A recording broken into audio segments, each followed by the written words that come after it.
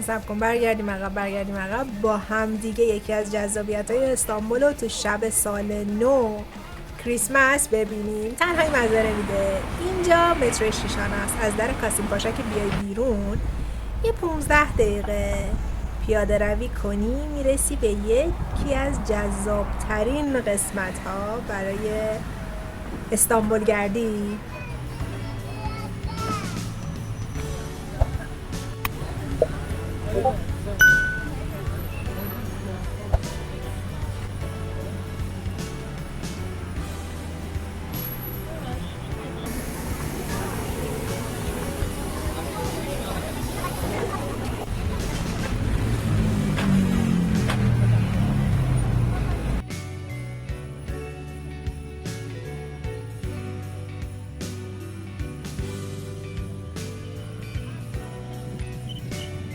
خب اینجا ترسانه است.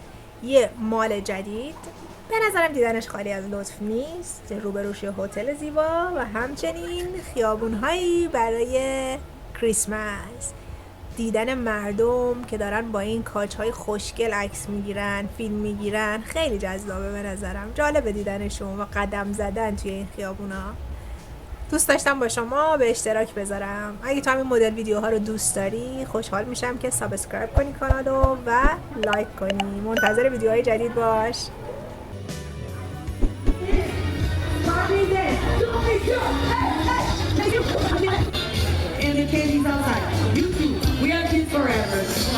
Get away! Get away!